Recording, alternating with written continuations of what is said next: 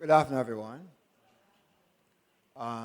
This session is the little session that I do on stress. This evening, I will just use 5 slides, but we're going to have a little questionnaire handed out to you for your consideration. I'm going to go through it deliberately with you this time around. I gave one last time. I don't know how many people really looked at it. The objective of it is not, of course, is not so much a diagnostic tool, but for you to at least have a sense of, in this case, how well you are handling stress, if you're really prepared for it, because it is becoming more and more evident that many people are enduring some very stressful situations, and somehow they might not be aware that they are under the pressure that they are under. Last week, actually, we weren't able to get on air, and some people had been asking about it. We took a little glimpse at stress on children. So next time, probably we'll have to continue that to come to a conclusion for the little series on stress that we were doing. So let's get right to it in actual fact. Of course, there are several stressors that impact our families. And matter of fact, if you were to go through your mind, you will find that there are some things that causes stress, there are stressors we call them, that hit your family in very significant ways. Sometimes it disrupts relationships. More often than not, the relationships are disrupted. Of course, they can settle back down. But once they get to a certain level and stress reaches a certain level, sometimes it ends up in very sad circumstances for families. So we want to highlight and draw your attention to, well, what to do, as it were, or to consider whether or not you are in such a stressful family that it becomes dysfunctional and there's no real, one of the thoughts here is real communication.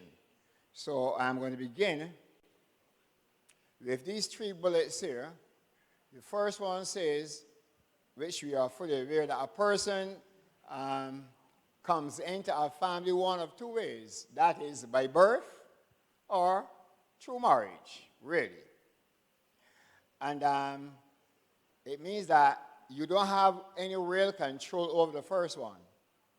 You can determine which family you're going to be married into.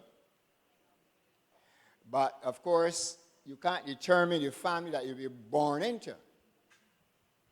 And sometimes people have known to have said, I wish I had a different family to you.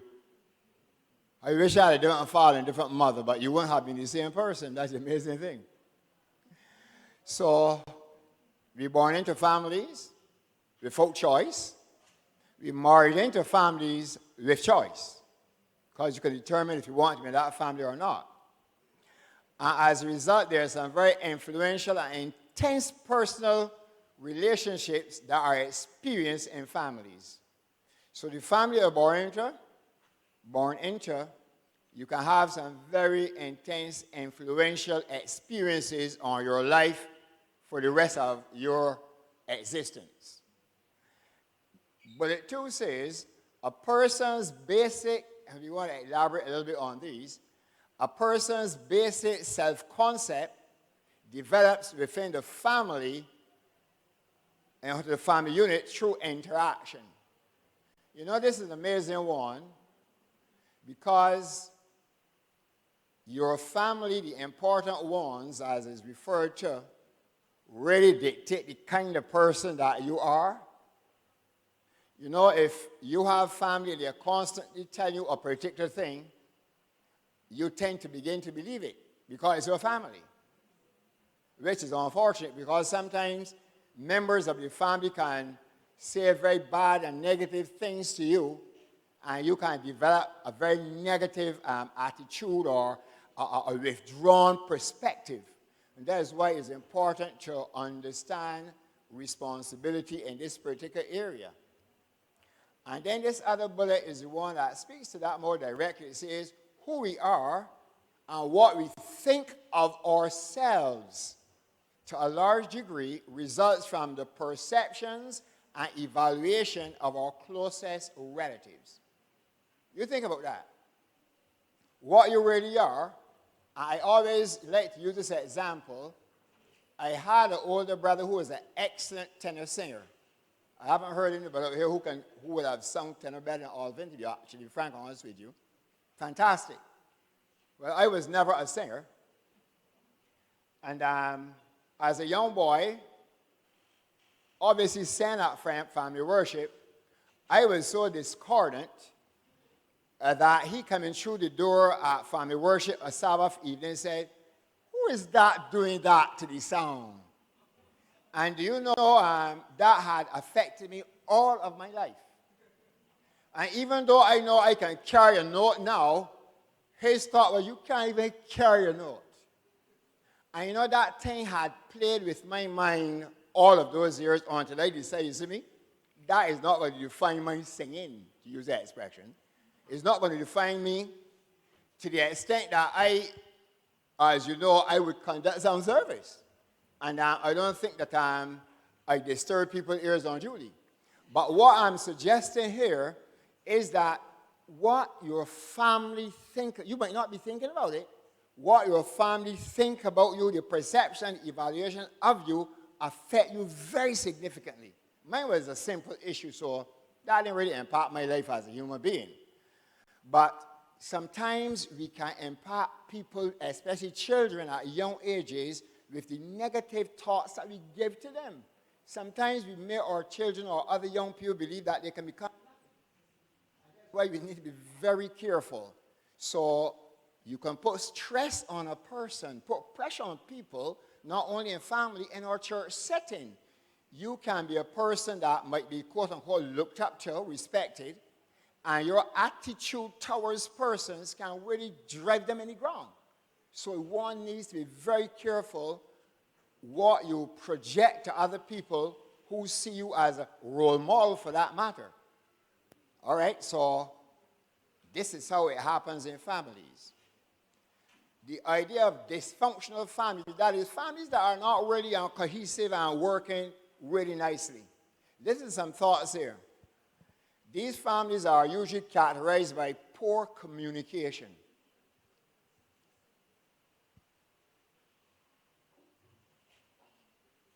I pause for you to consider that thought.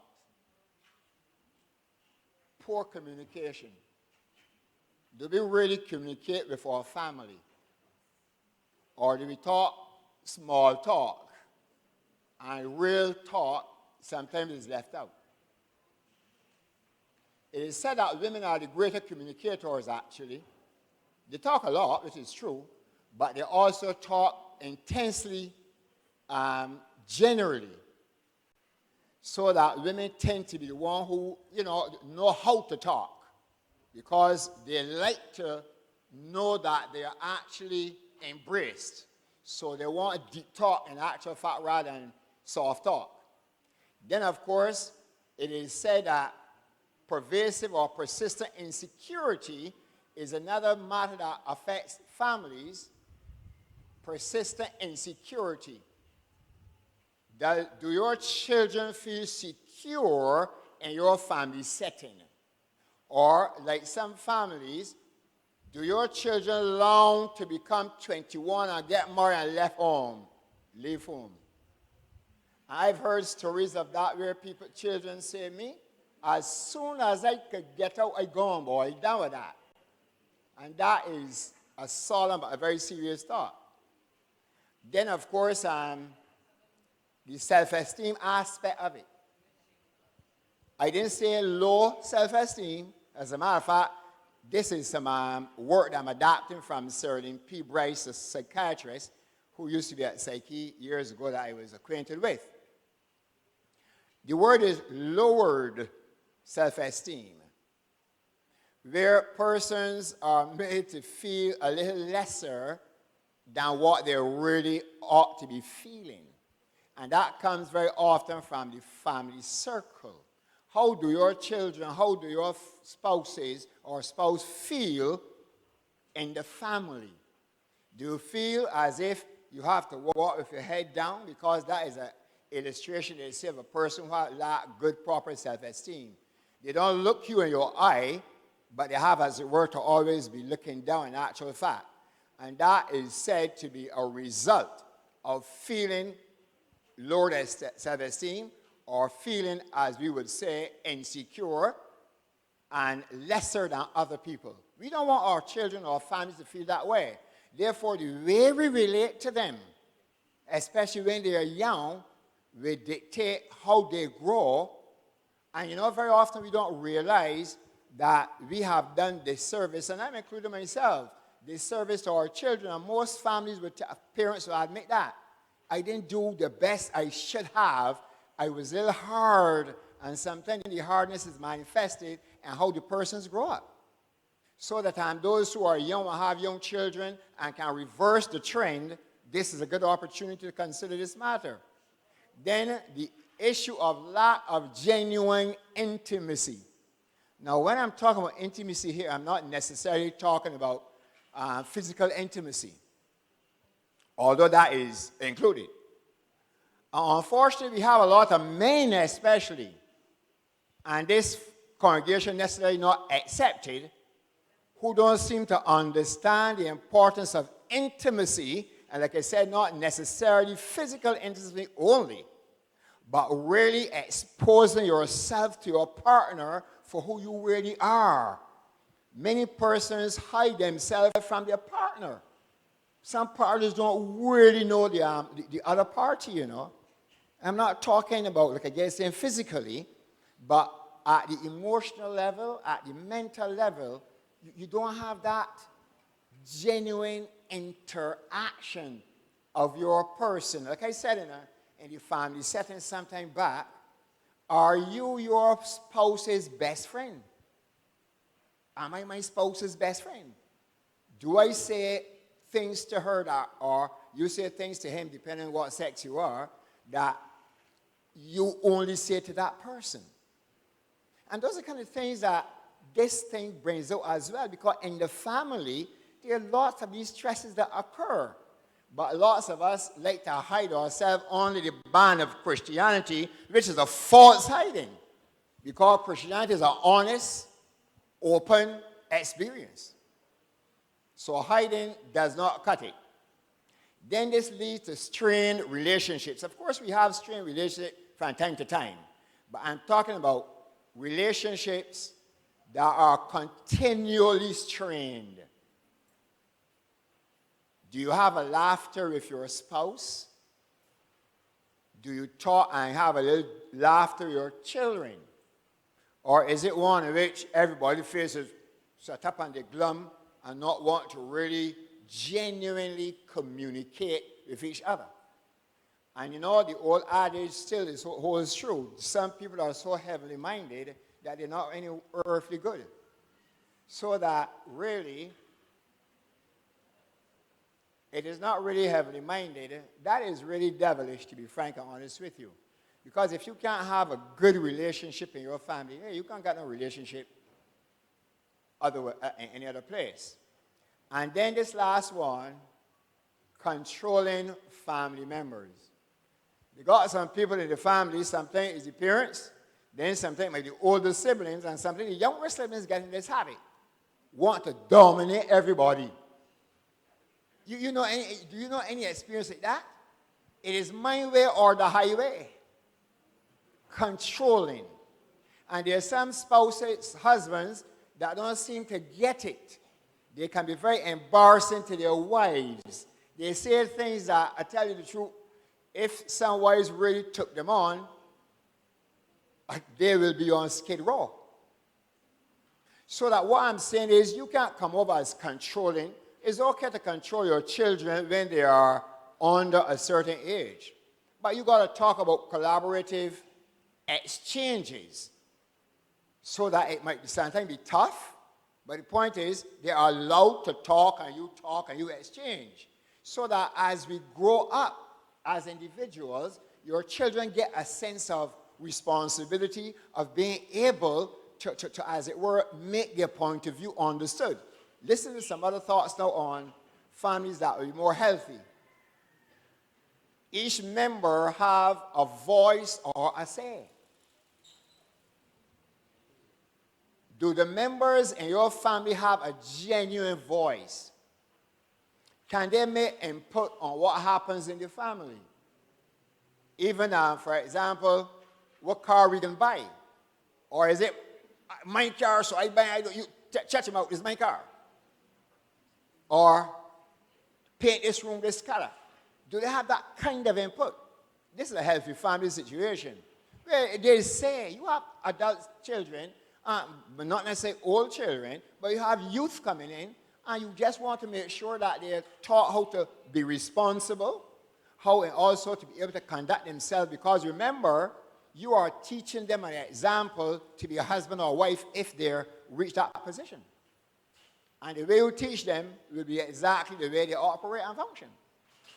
The next one is, are open differences allowed? I know my family might be well listening to me because they weren't able to come today. And there was a time when I would stamp down open authority, open differences. But as your children grow, you come to realize, hey, guy, you can't do that anymore. When you become a young men and women, you've got to understand that they have an opinion. Just like you had an opinion in your parents' house as well. And we must always remember that kind of perspective so that open differences are allowed. Of course, not disrespect. I'm not talking about disrespect. Open differences. Younger people see things differently to you, older ones. Do we allow it? And then do we work it through to bring the best outcome? And next one here is interesting. Are rules fair, achievable, and consistent? Or are there one rule for somebody and another rule for somebody else? And I'm sorry, I'm not saying more of our family husbands, especially in this setting. I would have liked to have some exchange with some, especially my male counterparts that are husbands. But what about the rules you have in your house? Do you set rules and live rules by example? Or do you break rules and say the rules are for you children only? That is why we who preach the character of God know that God says you should not kill, and he does not break that rule and don't expect you to break that rule. So he doesn't break it like some people falsely say because he is God and he can do anything. No. God leads by example. So that is the same thing with family or family settings. Then, what about change? You know, we are told that older people fear change in many ways. If it's not done the way they custom having it done, boy, all trouble break loose. So that the question is change a threat, or is it even invited in your family? We discuss, what about change? Can we change now from doing what we're custom doing one way, just because you are the adult and grew up in the house like that? Does it have to be done that way? And does it mean that that is the only way that it can be done? And that is the right way? Very often these things are just habits that we adopt. But it can be changed. It can be different. Are we open to that kind of a thing? As parents in the church, what about that in the church? There are things that are done as habits in our church. Does it mean that there's no other way it can be done? Those are things I'm not saying disruptive, but I'm saying can things be done differently? And the family is a good place for this to start. And what about disagreements? Disagreements in a healthy family are encouraged, and they're not seen as a crisis. So if you and I disagree, it gives an opportunity, in actual fact, for discussion. Because that's what disagreements can do. Or let's discuss this because we don't agree on whatever. So let's discuss it. This shows the health of that particular family. You're not afraid, in actual fact, that you are going to strike a crisis and your family will mash up like a boat. But no, you get to understand what the person is thinking. That's what really disagreements do. They allow you to understand what the children and what the other partner is saying. Because when everybody is saying yes, yes, yes, it doesn't mean yes, not necessarily. There might be a serious disagreement just because, well, they don't want to rock the boat because you might feel that you're the authority and therefore. And then the final thing is strong homes and families vis-a-vis stress. Listen to this. It provides a safe, supportive, caring network which fosters individuality. Is that the kind of home that you have, or is it one that individuality is suppressed in the person who is more dominant? Can I become myself in your home? Can I grow up to be who I'm really designed to be in that particular home setting? Or do I grow up to be like my father? Once daddy say yes, I say yes too. And I carry that over into my other family now that I have directly. I'm just a yes person.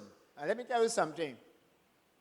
Intelligent Christian people do not admire yes people. They want someone who have an opinion that they can reason with at least. And that's what Isaiah 1:18 says. God said, I want a yes man. Listen to what God says. Come, let us reason. What does reasoning involve? Share a different opinion until you see that your opinion may not be the right one necessarily, and you give in to what is the right one without being coalesced, but really realizing, hey, that's the right and the better way. And therefore, that's the kind of thing that families should experience, strong, healthy families. Then our families should provide for our role models. I like this one. Role models, guidance, and feedback for positive development. Are there any children among us, don't lift up your hands or whatever, who think that their father or mother are their role models? Or like somebody would say, me, if that is what it's all about, I would never want X or Y. Now these things are really things that happen to me, can happen to you, anybody. I won't want my father to be my role model. I don't like how you function. I don't like my mother to be my role model. I don't like how she functions. Those are the kind of things that tells you whether or not we have been successful in our homes. And then, of course, we have these kind of homes foster a sense of belonging and respect.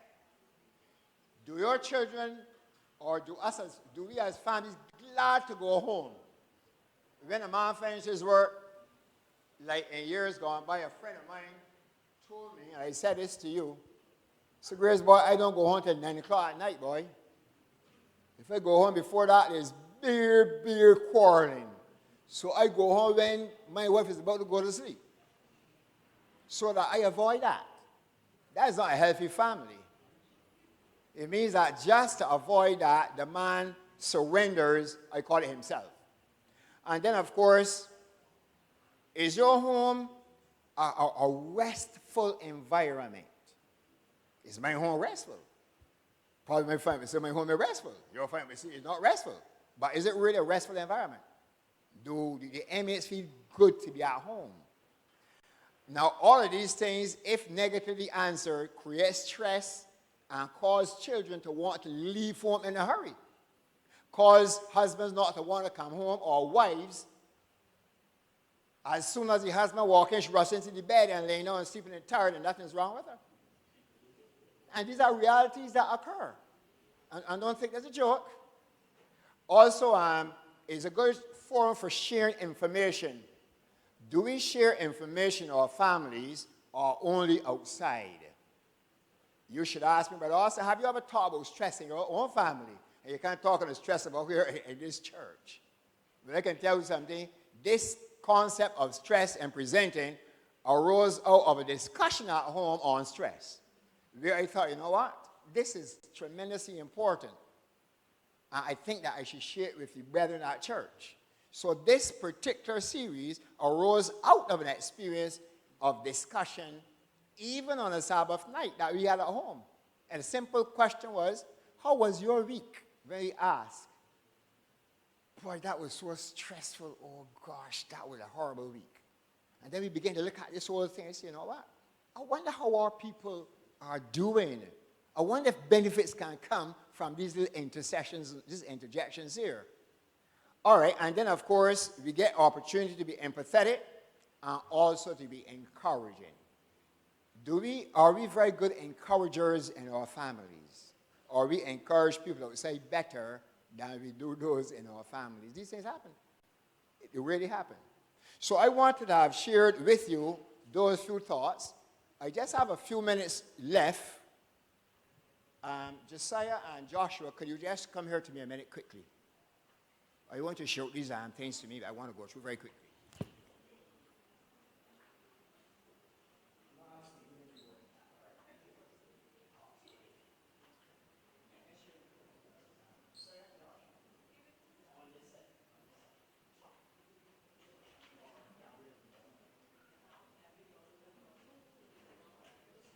Now, move very quickly because I don't have much time. We only have just 5 minutes more.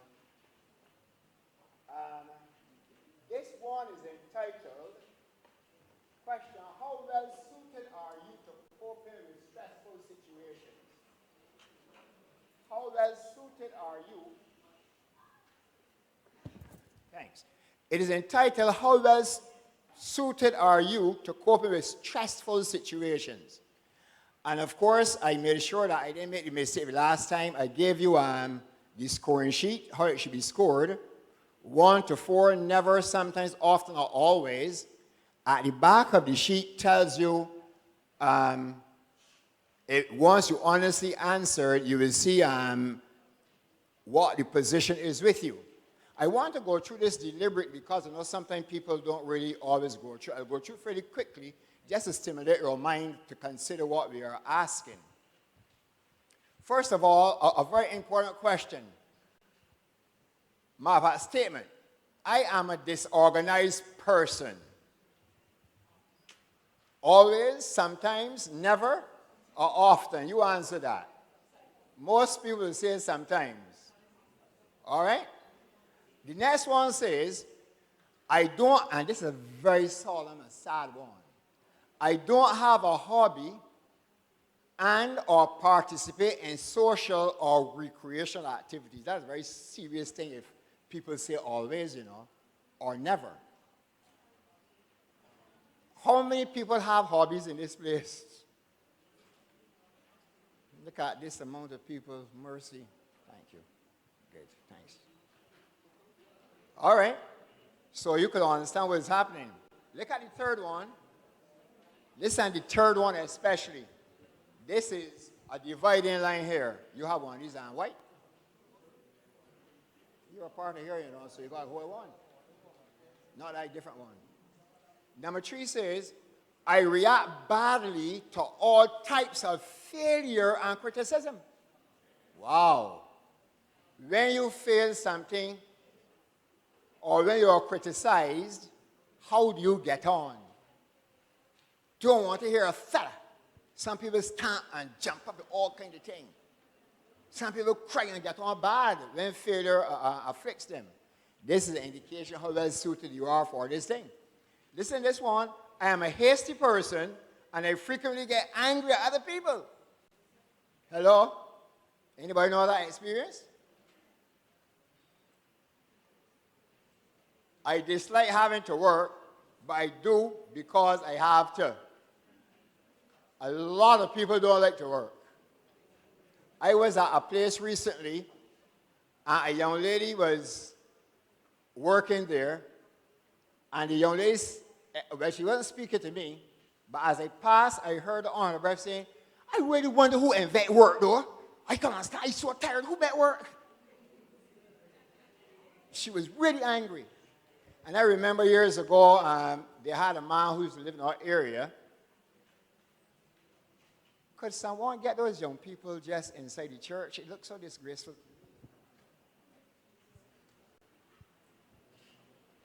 Sorry about that. That was a little stress that overtook me.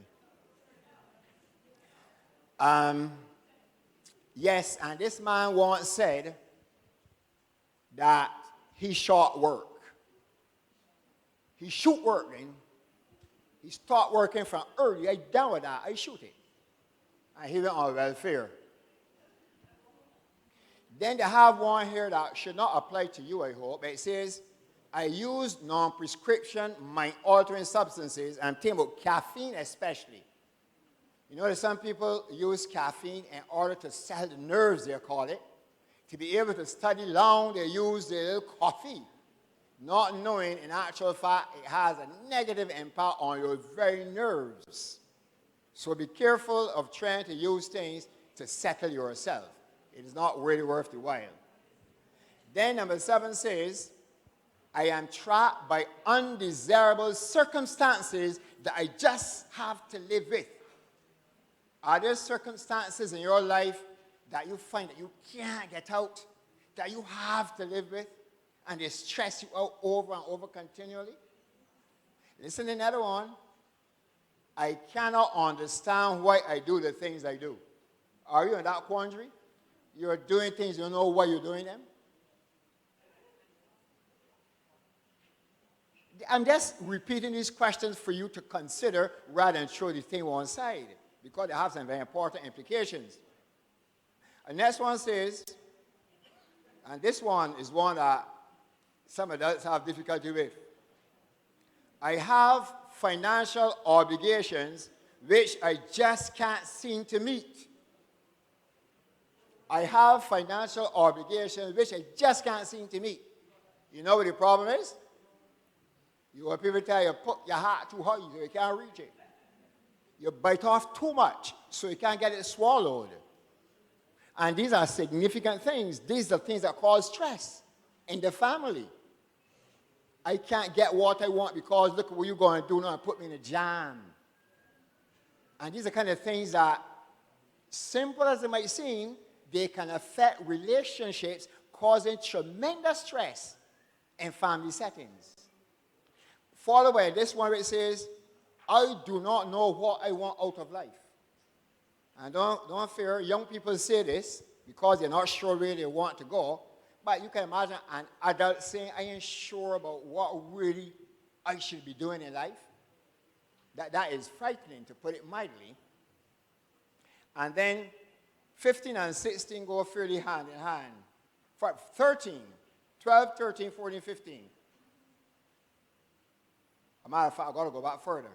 11. I do not feel good about myself, and no matter how successful I am, I still feel empty. Now that is a real problem there.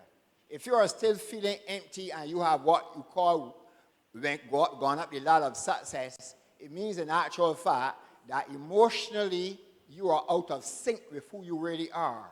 Psychologically, you are in trouble as well. Because, of course, we know the so-called theories that speak to that once you have covered the lower rungs, you should be striving to be, what self-actualization, as it were. But then if you reach that level and you still have this empty feeling, it really could be a cry for Jesus as your Savior. I would suggest that. Then the others say, and this is one I want to pause a little bit upon. I tend to have a negative outlook on life. There are some people, when you talk with them, all they have is negativity project. The worst things will always be happening to them. You don't hear them talking about, something really good and enjoyable, as it were. But I know that can happen to me, though, and I know this and that kind of thing. And therefore, then the outlook is negative. And it's not surprising that the outcomes are what they are. If you are negative, you could only have negative thoughts. You could only be having negative outcomes. Because that is like a self-fulfilling prophecy, as it's called. You project yourself in this particular thing. Consider, therefore, the way you are on that score. I do not express my feelings and opinions when it's necessary. There are a lot of people who hide their feelings. They can't say exactly how they feel. Somehow they feel as if they do that will hurt somebody else. But they don't know they're hurting themselves all the time, And the other one says this one here. I find it difficult to share in the joys and successes of others. When people succeed and you don't succeed, are you able to be happy for those people? Wow. That is real maturity there, you know. Followed by this statement, I feel responsible for the happiness of others. Do you feel responsible for making other people happy? Or should people be responsible for their own happiness? Why should you be responsible for other person's happiness? You should be responsible not to put a stone in the person's way, but not for their happiness. You should be able to be made happy because of who you are. So somebody doesn't have to make you happy, shouldn't have to make you happy. Then it says here, I do not get along well with other people. Wow. And as a result, you know what? I don't have many friends. Is there anyone here who don't get along well with people? And therefore then, they've got a lot of friends. And the thing about it is, by friends, you know, I'm not talking about just hello, hi, how you doing, and skin and teeth or anything like that. I'm talking about real intimate, actually. Hello? But that's what I'm saying. I'm saying that, exactly what I'm saying. That being a friend does not mean just that. That's what I'm saying. So that getting along with is about, you know, just hello, you know, whatever. But there's more to that what I'm getting at than just that. Because do you have friends tells me if you can really get along with people? Or is a facade that is being used by you? Then this one here is a big one. I'm sorry that, let me read it. It says, I'm embarrassed to ask for help when I need it. And I find it difficult to accept encouragement and support from others. You know, there's some people who figure that they should be always in control of the situation. And if somebody has to come and give them a little encouragement, they think they have fallen onto the line. But not true. You're just human like anybody else. And you should, according to Paul, you be careful how you think of yourself more highly than you ought to, because you might be affecting your own self. And then embarrassed to ask for help. Many people collapse because of this. They think it's below their dignity to ask somebody for help of some sort. Be very careful in that respect. Then, I do not learn from my own mistakes and the mistakes of the others. There's a saying about that, you know, that eventually you have to be a fool not learning from your mistakes and other people's mistakes. But I shouldn't be making mistakes when you can see that a person has made mistakes. If I do that, it means I have not learned anything. So what I'm doing is challenge your mind to consider if you fall into this particular category. And then the other couple says, for example, I find it difficult, and this is one that I know a brother here likes to talk about. He likes to ask the question, what don't you understand about no, the N or the O? Anybody know that person? And the question here is, the statement here is, I find it difficult to say no without feeling guilty. Now that's a very serious one.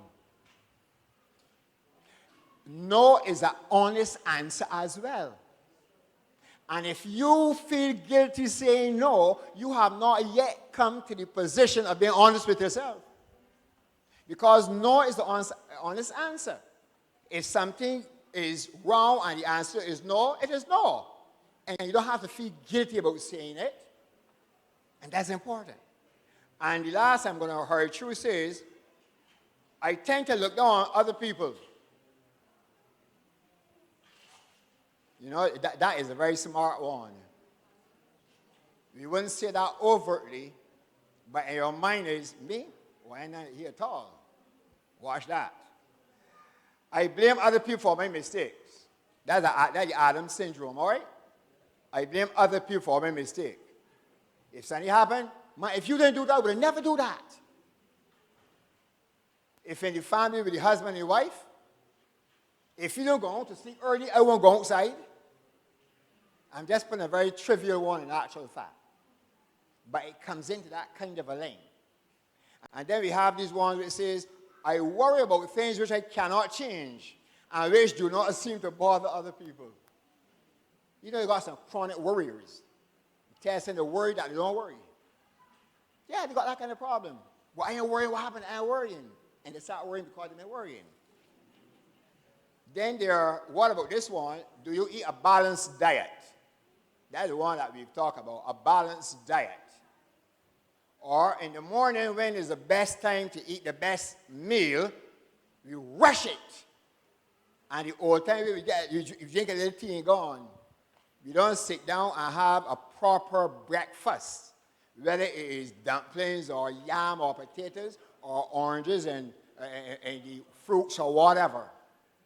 But do you sit down deliberately and have a breakfast, or you hit the breakfast on the go? And like some people eat the breakfast in the car. No. This is something you need to answer, and this is going to tell the stress about yourself or how well you are suited to deal with stress. And then the last 2 points is, I find it difficult to experience joy, happiness, or pleasure. I find it difficult to get a good laugh, to get the belly laugh, as we would say. Do you find that difficult to do? Do you find it difficult to laugh at yourself? And if people make fun at you, you get real angry. These all tell stories, you know. And then the final one is, I find it difficult to forgive myself or others. Have you not forgiven yourself for doing something 25 years ago that still haunts you to this day? How you answer these honestly will give you a sense of your coping, of your ability or your coping mechanisms dealing with stressful situations. I thank you. Good afternoon.